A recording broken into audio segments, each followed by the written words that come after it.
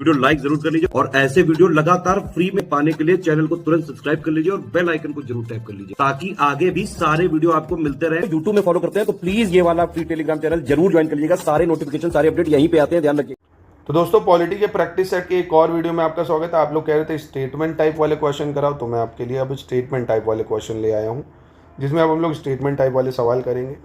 और बिना देरी के इसको शुरू करते हैं। देखिए RO PCS के लिए, बिहार PCS के लिए अगर आप सिर्फ और सिर्फ टेस्ट और क्विज इन्हीं को अच्छे से लगा लेते हैं ना, इसमें हम ये समझिए 40 से 50% सवाल आपके इसी में से बच जाएंगे, क्योंकि इजी मॉडरेट टफ हर टाइप के सवालों की प्रैक्टिस कराई जाती है। तो अगर आप शुरुआत से सिलेक्शन करना चाहते हैं, लेना चाहते हैं 2025 के PCS का, बिहार PCS का, RO 2026 के लिए पूरी तैयारी कर सकते हैं स्टडी फॉर सिविल सर्विसेज में। इन नंबरों पर कॉन्टैक्ट करके हमारे पेड बैचेस चल रहे हैं, एक्सक्लूसिव वीडियोस, पूरा कंटेंट, पूरा स्टडी मटेरियल के साथ दिया जाएगा, तो आप ले सकते हैं इन नंबर पर कॉन्टैक्ट करके। तो पहला सवाल है, भारत के राष्ट्रपति ने जिस मामले में अपनी पॉकेट वीटो की शक्ति का प्रयोग किया था वह कौन सा था पॉकेट वीटो वाला? तो देखिए पहली चीज़ तो वीटो पावर प्रेसिडेंट का अनुच्छेद 111 में दिया है। और भारत में प्रेसिडेंट के पास कितने टाइप के वीटो दिए हैं? अगर इंग्लिश में देखें हम लोग तो पहले तो एक है absolute veto, pocket veto, suspensive veto. तो सबसे पहले एब्सोल्यूट वीटो क्या कहता है? एब्सोल्यूट वीटो के तहत होता है राष्ट्रपति के पास जब कोई बिल आता है ना, राष्ट्रपति के पास जब कोई बिल आता है उस पर सिग्नेचर करेंगे तभी वो एक्ट बनेगा, तो उस बिल को विथहोल्ड कर लेता है, अपने पास रख लेता है ना, बिल को क्या करता है विथहोल्ड करके रख लेता है। दूसरा पॉकेट वीटो क्या है? अनलिमिटेड टाइम के लिए क्या करता है, अनलिमिटेड टाइम के लिए जब होल्ड करके रख लेता है। पॉकेट मतलब अपनी जेब में डाल लेना है ना, मतलब ना ही रेटिफाई करेगा ना रिजेक्ट करेगा, बस सिंपली जो है पेंडिंग पड़ा है, कुछ उस पर रिएक्शन ही नहीं देगा। सस्पेंसिव का मतलब सस्पेंड करना, बिल को वापस संसद में भेज देगा, और संसद वापस से अगर अमेंडमेंट या बिना अमेंडमेंट के फिर से भेजता है तो इसको असेंट देनी ही पड़ती है ना। ये 3 तरह के वीटो पावर राष्ट्रपति को दिए गए हैं। एब्सोल्यूट मतलब पूर्ण वीटो हो जाता है, निलंबनकारी, और ये पॉकेट को पॉकेट ही बोलेंगे। तो पहली बार पॉकेट वीटो यूज़ करा गया था इंडियन पोस्ट ऑफिस एक्ट में यूज़ करा है ज्ञानी जैल सिंह ने, है ना। पोस्ट ऑफिस एक्ट में हुआ था, चिट्ठी को सरकार ने बोल दिया था पढ़ा जाएगा भैया, प्राइवेसी को लेकर, सुरक्षा के कारणों को लेकर, तो यहाँ तो राइट टू प्राइवेसी हार्म हो जाएगी, तो इसलिए ये लाया गया था, याद रखिएगा। अगला कह रहा है राष्ट्रपति के निर्वाचन में राज्य का मुख्यमंत्री मतदान करने के लिए पात्र नहीं होता है यदि, है ना। कब कोई भी राज्य का मुख्यमंत्री मतदान नहीं कर पाएगा प्रेसिडेंट के इलेक्शन में? जब वो खुद कैंडिडेट हो, उसे राज्य विधानमंडल के निचले सदन में यानी लोअर हाउस में अपना बहुमत सिद्ध करना शेष हो, या वह राज्य विधानमंडल में उच्च सदन का सदस्य हो यानी अपर हाउस का मेंबर हो स्टेट लेजिस्लेचर में, या वो केयर टेकर चीफ मिनिस्टर हो। बताइए। तो यहाँ पे पहली चीज़ तो ये समझते हैं हम लोग, देखिए प्रेसिडेंट के इलेक्शन में भाग कौन कौन लेता है राष्ट्रपति के इलेक्शन में? लोकसभा प्लस राज्यसभा, ठीक है। इसके चुने हुए सदस्य यानी इलेक्टेड मेंबर, नामांकित जो होंगे, नॉमिनेटेड होते हैं जो 12 मेंबर ना राज्यसभा में, वो भाग नहीं लेंगे। पहली चीज़ सिर्फ लोकसभा राज्यसभा के इलेक्टेड मेंबर, और प्लस जो विधानसभाएं नहीं होती, जैसे 28 राज्य हैं, 28 राज्यों में विधानसभाएं, उसके भी इलेक्टेड यानी चुने हुए मेंबर, जिसको विधायक बोलते हो आप, है ना। और यहाँ जो मेंबर होते हैं उनको सांसद बोलते हो आप, ठीक है। और अगर विधान परिषद है, जैसे भारत में 6 राज्यों में विधान परिषद है, उसमें जो मेंबर होंगे वो वोट नहीं देंगे। और यूनियन टेरिटरी में सिर्फ दिल्ली और पुडुचेरी, इनको अधिकार दिया गया है प्रेसिडेंट के इलेक्शन में भाग लेने का, दिल्ली और पुडुचेरी को, ठीक है। और manner of election of president, ये कौन से आर्टिकल में दिया है कि प्रेसिडेंट को कैसे चुना जाएगा, मैनर क्या होगा उसका? तो ये आर्टिकल 55 बताता है ना, आर्टिकल 55, ये भी याद रखना, manner of election of president. भाई आर्टिकल 52 क्या कहता है? प्रेसिडेंट होना चाहिए। प्रेसिडेंट के आर्टिकल जरूर याद रख लेना, अगर नहीं याद है इंपॉर्टेंट है भाई। 52 कहता है कि there should be a president, मतलब भारत का राष्ट्रपति होना चाहिए। 53 में कह देता है कि पावर जो होगी एग्जीक्यूटिव पावर यानी कार्यपालिका की शक्ति जो होगी केंद्र की, एग्जीक्यूटिव पावर वो प्रेसिडेंट के हाथ में होगी। 54 बता देता है कि प्रेसिडेंट को इलेक्शन के थ्रू चुना जाएगा, और इलेक्शन कैसे होगा ये 55 में बता दिया है, ठीक है। और इलेक्शन होने के बाद 56 में तो ये बताएगा कि वो उसका टर्म क्या होगा, है ना, कि कितने टाइम तक वो रहेगा, ऐसे चीज़ें तो इसको देख लेना एक बार। इम्पीचमेंट और ओथ पावर देख लेना, वो बहुत इंपॉर्टेंट, जैसे आर्टिकल 60 से ओथ लेता है, 61 से प्रेसिडेंट को हटाया जा सकता है। फिर कह रहा है IAS और IPS को समाप्त करने की सिफारिश किसने दी थी कि ये पद ही हटा दो? राजमन्नार कमीशन द्वारा ये दी गई थी। किसने दी थी? राजमन्नार कमीशन ने। फिर कह रहा है नीचे 4 युग्म दिए हुए हैं, इनमें से वह सही युग्म बताइए जिसके दोनों महानुभाव उपराष्ट्रपति बनने से पूर्व राजदूत के पद पर रहे थे। बहुत ज़्यादा जरूरी सवाल इस तरह के पूछे जाता है। क्या कह रहे हैं? कह रहा among the 4 pair given below which one consist of a correct combination dignitaries who become vice president after having held diplomatic post, मतलब पहले वो एम्बेसडर्स थे, है ना, डिप्लोमेटिक पोस्ट पे थे, उसके बाद वो वाइस प्रेसिडेंट बने। तो इनमें से वो कौन है? तो क्या होगा इसका सही आंसर? ये हो जाएंगे आपके डॉक्टर जाकिर हुसैन और के आर नारायणन। एक बार देखिए, आइए वाइस प्रेसिडेंट की लिस्ट देख लेते हैं। तो जैसे इसमें क्या क्या याद रखना होगा, कभी हो सकता है आपको 4 वाइस प्रेसिडेंट देखे, क्रोनोलॉजी भी पूछते तो याद होनी चाहिए। जैसे डॉक्टर सर्वपल्ली राधाकृष्णन पहले थे ना 52 से 62 में, फिर जाकिर हुसैन बने थे 62 से 67 में। ऐसे भी पूछ सकता है कौन कौन वाइस प्रेसिडेंट जो है वो प्रेसिडेंट बना था, कब बना था, किस वाइस प्रेसिडेंट की उसके कार्यकाल में मृत्यु हुई थी, है ना। तो ये भी पूछ सकता है। जैसे डॉक्टर जाकिर हुसैन है, देखो 52 से 67 में थे, उसके बाद ये प्रेसिडेंट भी बने थे 67 से 69 में, इनकी मृत्यु हो गई थी। तो ये देख रहे हो, शानदार लिस्टिंग है स्टडी फॉर सिविल सर्विसेज की। इसमें पॉलिटी के सारे इंपॉर्टेंट सिर्फ जो फैक्ट्स होते हैं वो कवर करे गए।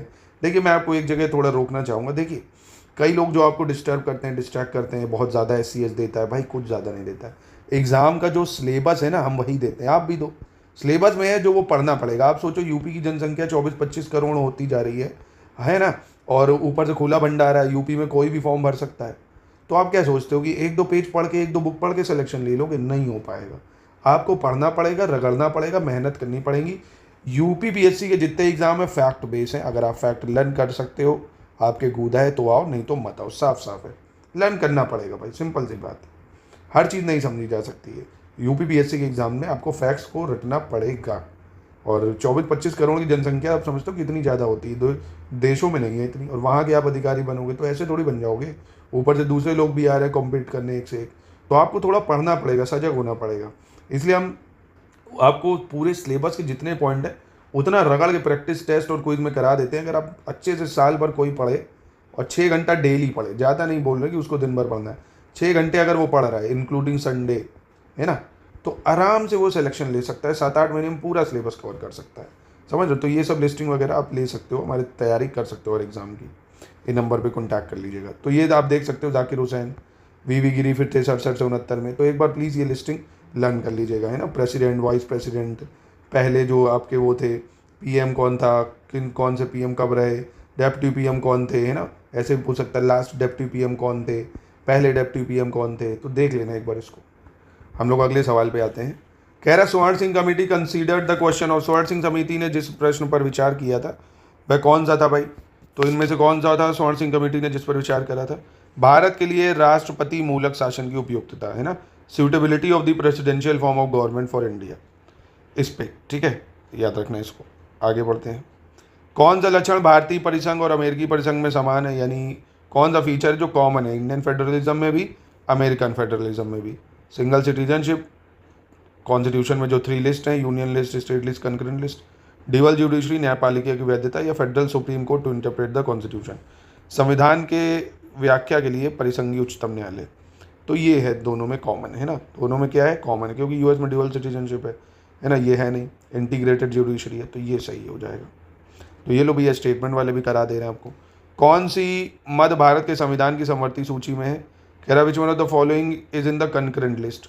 तो इनमें से कौन सा कंकरेंट लिस्ट में ये बताना है? Population control, family planning, public health sanitation, capitation taxation, treasure trove, यानी निखात निधि, प्रति व्यक्ति कर, लोक स्वास्थ्य, जनसंख्या नियंत्रण। तो बताइए भैया इनमें से, थोड़ गए तोते। देखिए यहाँ पे ये जो है जनसंख्या नियंत्रण परिवार नियोजन, ये कंकरेंट लिस्ट में आ जाएगा। बाकी ये तीनों जो है ये स्टेट लिस्ट में आ जाते हैं। किस में आते हैं? स्टेट लिस्ट, यानी राज्य सूची में आते हैं, ठीक है। चलो इसको भी एक बार देख सकते हो आप, इसकी भी व्यवस्था करी हमने। लिस्टिंग में आपको सब मिलेगा जो एग्जाम में पूछा जाता है। तो देखो आप कहोगे सर 97 सब्जेक्ट है, सब कैसे याद करेंगे? सब थोड़ी याद करने हैं, एक ओवरव्यू लेना होता है, जैसे डिफेंस, नेवी, है ना, डिफेंस इंडस्ट्री, हल्का सा ओवरव्यू ले सकते हो आप। तो ये सब मिल जाएगा आपको लिस्टिंग में, सारे नहीं याद करने पड़ेंगे। चलो, स्पीकर के पद के विषय में कौन सा कथन सही होगा? कह रहे हैं इनमें से बताना है ना, स्पीकर के लिए कौन सा पोस्ट सही है इनमें से, मतलब कौन सा option? He hold office during the pleasure of president, राष्ट्रपति के प्रसाद पर्यंत पर निर्भर है। यह आवश्यक नहीं कि अपने निर्वाचन के समय वह सदन का सदस्य हो, परंतु उसे अपने निर्वाचन के बाद 6 मास के भीतर सदन का सदस्य हो जाना पड़ेगा। तीसरा, यदि समान अवधि से पूर्व सदन को विघटित कर दिया जाए तो उसे अपना पद छोड़ना होगा। He loses his office if the house is dissolve before the end of its normal tenure. चौथा, if he intend to resign the letter of his resignation is to be address to the deputy speaker. आसान शब्दों में कहें, यदि वे त्यागपत्र देना चाहता है तो उसे अपना त्यागपत्र उपाध्यक्ष को संबोधित करना होगा। ध्यान से स्टेटमेंट को पढ़िए। आरओ में इसी तरह के प्रश्न आपको मिलने वाले। और देखिए हम आपको हर तरह के प्रश्नों के लिए तैयार कराते हैं, ईजी, मॉडरेट, टफ। तो टेस्ट और क्विज को अगर आप लगाना चाहते हैं तो पीसीएस के एग्ज़ाम में 12 अक्टूबर को उसको लगा लेना। अभी भी जो आरओ के लिए टाइम है, टेस्ट और क्विज के क्वेश्चन लगा लो। और बिहार पीसीएस हो, एमपी पीसीएस हो, जिसकी भी लिए टेस्ट और क्विज ज़रूर लगाया करो। चलो इसमें बताओ कौन सा सही होगा। तो यहाँ पे कौन सा सही है, चौथा सही हो जाएगा ना। वो अपना रेजिग्नेशन दे सकता है उसको। देखो ऐसा तो है नहीं, अब लोकसभा का जो स्पीकर होगा, जो चुन के सदस्य हैं उन्हीं में से ही चुना जाना चाहिए, है ना। और वो अपना अगर मेजोरिटी टेन्योर ख़त्म भी हो रही है तो वो अपना ऑफिस नहीं छोड़ता, वो तब तक बना रहता है। तो 3 सही है, चौथा गलत है। कौन सा विषय उच्च न्यायालय और उच्चतम न्यायालय दोनों के अधिकार क्षेत्र में भाई? इनमें से हाई कोर्ट और सुप्रीम कोर्ट दोनों के ज्यूरिसडिक्शन में आता है। सेंटर और स्टेट का डिस्प्यूट, राज्यों के बीच का dispute, protection of fundamental right, protection against the violation of constitution, संविधान के उल्लंघन का संरक्षण। आसान है ये, मौलिक अधिकारों का संरक्षण आपको पता होगा, फंडामेंटल राइट्स। जैसे सुप्रीम कोर्ट को रिट पावर आर्टिकल 32 में, हाई कोर्ट को रिट पावर 226 में, है ना। हाई कोर्ट की बल्कि जो संरक्षण करने के अधिकार है वो ज़्यादा है, क्योंकि ये लीगल मसलों में भी रिट इशू करता है, ये सिर्फ फंडामेंटल राइट में इशू करता है। बजट के ऊपर संसदीय नियंत्रण के विषय में निम्न में से कौन सा कथन सही नहीं है? Which one of the following is incorrect in respect of parliamentary control over the budget? तो ध्यान से भैया स्टेटमेंट समझिए, पढ़िए, इस तरह के प्रश्न पूछे जाएंगे। बजट निर्माण में संसद का कोई अधिकार नहीं होता है, पहली बात। संसद को भारत की संचित निधि पर भारित व्ययों में वृद्धि करने का अधिकार है, यानी पार्लियामेंट को पावर है कंसोलिडेटेड फंड ऑफ इंडिया से एक्सपेंडिचर को बढ़ाया जाए। संसद को राष्ट्रपति की सहमति के बिना कोई कर लगाने का अधिकार नहीं, और संसद को राष्ट्रपति की सहमति के बिना किसी कर में वृद्धि करने का अधिकार नहीं। बताइए कौन सा गलत है? तो यहाँ पे देखिए कौन सा आपका गलत है, पहला गलत है, क्योंकि पार्लियामेंट बजट निर्माण संसद का कोई अधिकार गलत भाई, संसद ही तो बजट बनाएगी, है ना। तो ये गलत हो जाएगा।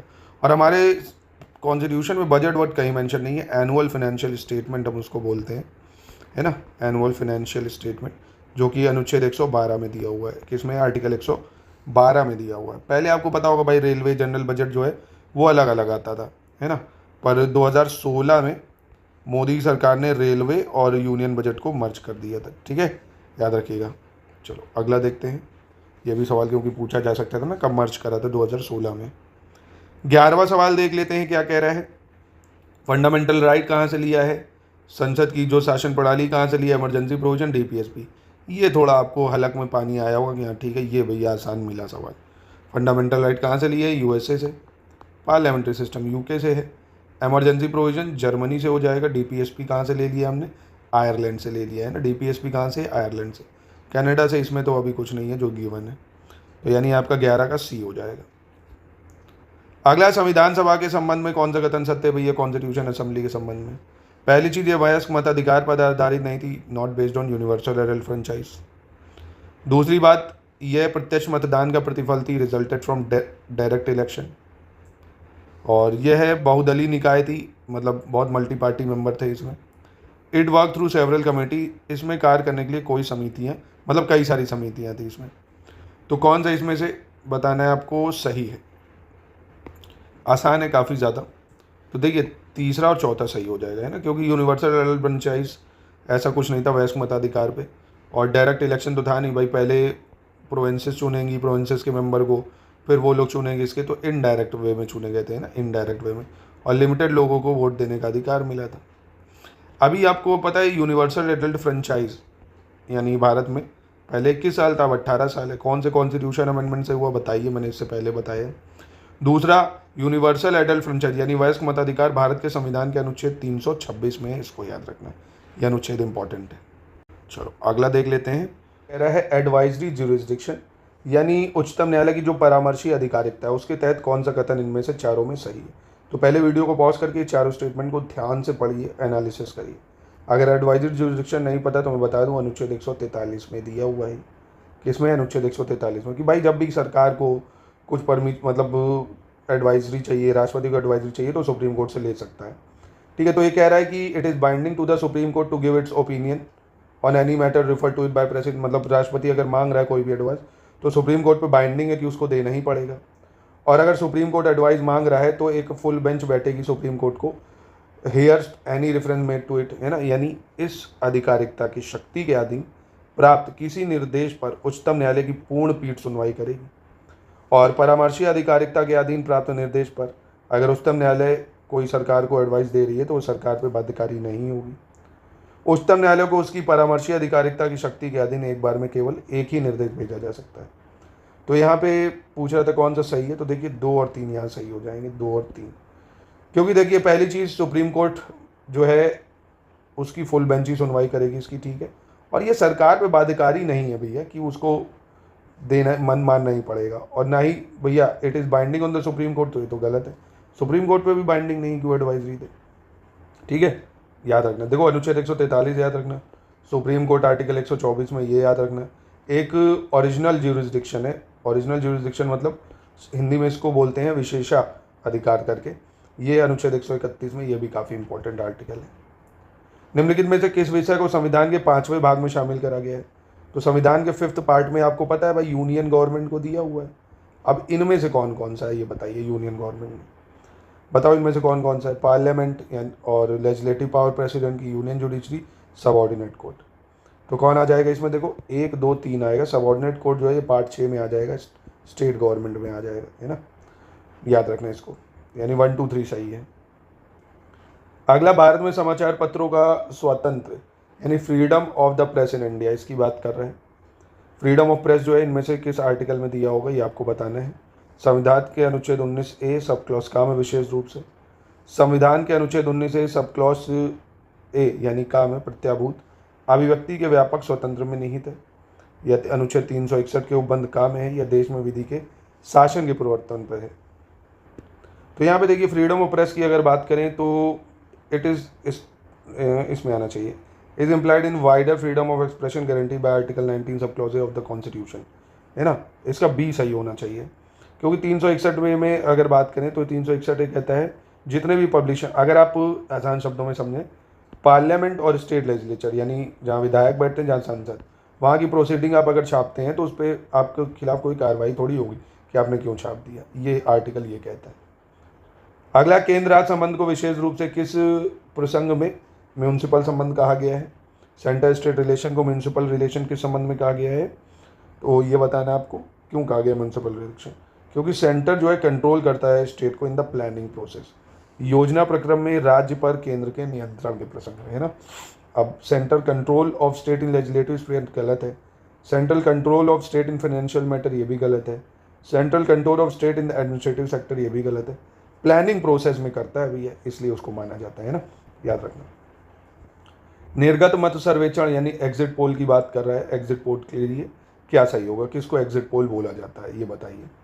तो exit poll is a term used to denote a post election survey of voter regarding the candidate. मतलब निर्गत मत सर्वेक्षण यानी एग्जिट पोल जो है अभिव्यक्ति का प्रयोग मतदाताओं का निर्वाचन क्षेत्र सर्वेक्षण को व्यक्त करता है। मतलब ये पता चलता है कि मतदाताओं ने अपने मताधिकार का प्रयोग किस प्रत्याशी के लिए किया है। यह कह रहा है exit poll and opinion poll are one and the same ही है। निर्गत मत सर्वेक्षण वह युक्ति है जिससे मतदान के परिणामों के विषय में अधिकतम सही पूर्वानुमान किया जा सकता है।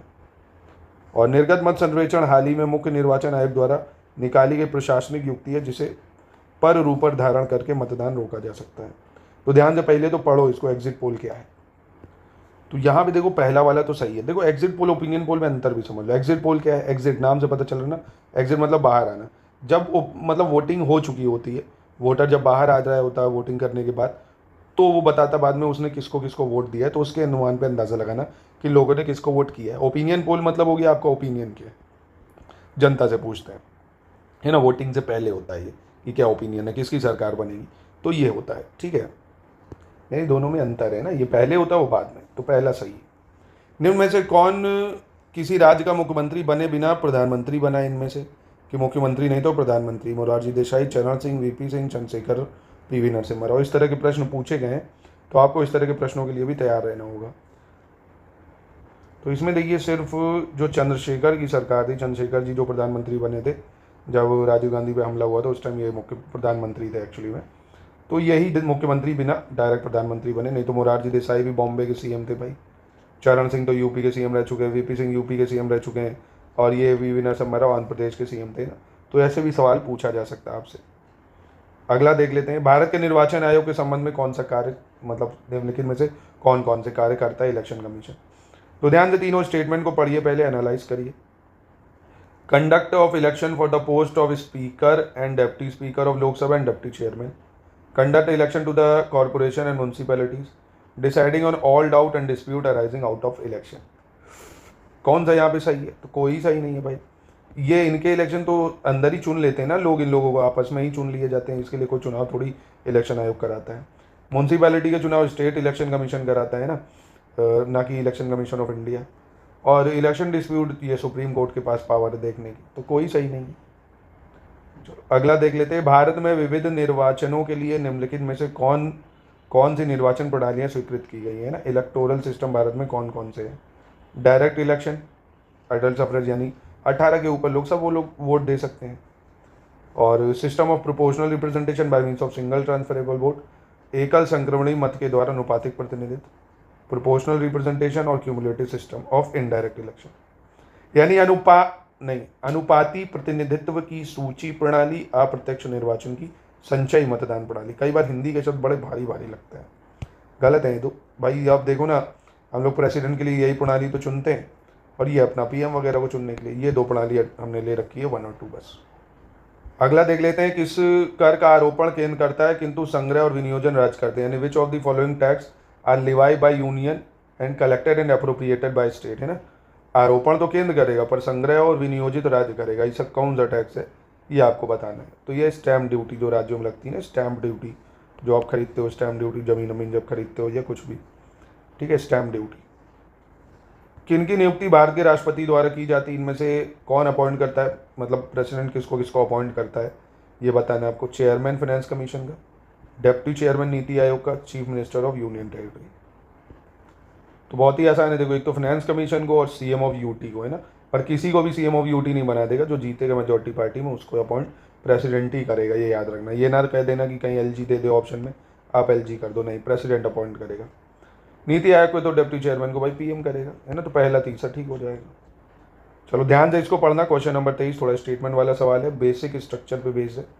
Basic structure theory implies that संविधान के कुछ लक्षण ऐसे अनिवार्य हैं कि उसका निरसन नहीं किया जा सकता। Certain feature of constitution are so essential to it they can not be abrogated. Fundamental right can not be abridged और टेकन अवे, यानी मूल अधिकारों को न कम किया जा सकता है न छीना जा सकता है। संविधान का संशोधन अनुच्छेद 368 में विहित प्रक्रिया से ही किया जा सकता है, यानी constitution can not be amended accept in accordance with the procedure prescribed article under 368। संविधान की उद्देशिका का संशोधन नहीं किया जा सकता क्योंकि वह संविधान का भाग नहीं है और साथ ही वह संविधान की आत्मा को प्रतिबिंबित करता है। तो सिर्फ पहला सही है ना, कि बेसिक स्ट्रक्चर जो है उसको नहीं ले सकते हैं संविधान में, बाकी आप कुछ भी अमेंड कर दो। फंडामेंटल राइट भी अमेंड हुए ही, बाई राइट टू प्रॉपर्टी हटाया नहीं गया है, तो ये सब हो सकता है। संविधान में भी जरूरी नहीं 368 के थ्रू कॉन्स्टिट्यूशन अमेंडमेंट किया जाए, कुछ चीज़ें साधारण बहुमत से भी हो जाती हैं बिना संविधान में संशोधन के। तो ये तीनों गलत है, पहला सही हो जाएगा। दिनेश गोस्वामी समिति किससे संबंधित थी ये बताना आपको। Dinesh Goswami committee concern with बैंकों का राष्ट्रीयकरण, निर्वाचन सुधार, पूर्वोत्तर में उपद्रव समाप्त करने के लिए, चकमा समस्या। तो ये बहुत ही आसान है। इलेक्टोरल रिफॉर्म के लिए सन 90 के दशकों में आई थी, 1990 में दिनेश गोस्वामी कमेटी। चलो अगला सवाल है, निम्नलिखित में से किसका भारत के संविधान में स्पष्ट उल्लेख नहीं है पर परंपरा के रूप में पालन किया जाता है। Not explicitly stated in constitution of India but followed as convention. तो बताइए इनमें से कौन सा सही होना चाहिए। Finance minister is to be member of lower house, यानी वित्त मंत्री निम्न सदन का सदस्य होना चाहिए। लोअर हाउस मतलब लोकसभा की बात कर रहा है। प्रधानमंत्री यदि निम्न सदन में बहुमत खो दे तो उसे त्याग पत्र दे देना चाहिए, यानी prime minister has to resign if he loses majority in lower house. मंत्रिपरिषद में भारत के सभी भागों का प्रतिनिधित्व है, यानी काउंसिल ऑफ मिनिस्टर जो है all the parts of India. अपना पद अवधि की समाप्ति से पूर्व ही राष्ट्रपति और उपराष्ट्रपति दोनों के एक साथ पद त्याग करने पर संसद के निम्न सदन का अध्यक्ष राष्ट्रपति का कार्यवाहन करता है, यानी अगर प्रेसिडेंट भी नहीं है, वाइस प्रेसिडेंट भी नहीं है, तो उस टाइम में कौन देखेगा भैया उसको। In the event of demitting of president before the end of their tenure, तो अध्यक्ष देखेगा। तो कौन सा सही होगा इनमें से बताइए। तो यहाँ पे देखिए दूसरा सही है, संविधान में उल्लेख नहीं है पर पालन करते हैं कि भाई अगर मेजॉरिटी हो गई, नो कॉन्फिडेंस मोशन पास हो गया अगर, तो पीएम को इस्तीफा देना पड़ेगा, है ना। ये कॉन्स्टिट्यूशन मेंशन नहीं बट ये फॉलो होता है ये वाला। कि PM has to resign if he loses majority in the lower house, है ना, और finance minister member of lower house होना चाहिए, ये सब ठीक है, ये ठीक है। मतलब अगर राज्यसभा से भी होगा तो भी चल जाएगा, ऐसा कुछ ऑब्लिगेशन नहीं है। बट संविधान मतलब इसमें पूछ रहा कि संविधान में स्पष्ट उल्लेख नहीं है पर फॉलो किया जाता है, तो ये चीज़ है वो, ठीक है। तो यहीं पर करते हैं इसकी समाप्ति, क्योंकि स्टेटमेंट वाले सवाल है, आपको टाइम लगा होगा इनको करने में। ऐसा ही आपको स्टेटमेंट वाले चाहिए या वैसे चाहिए थे, आप एक बार कमेंट बता दीजिए तो मैं उसको देख लूँगा, नहीं तो आप बताएंगे तो 25 स्टेटमेंट वाले कर लेते हैं, 25 आसान वाले कर लेंगे, जैसा हो आप मुझे कमेंट में बताइए, मैं इंतज़ार करूँगा आपके कमेंट का।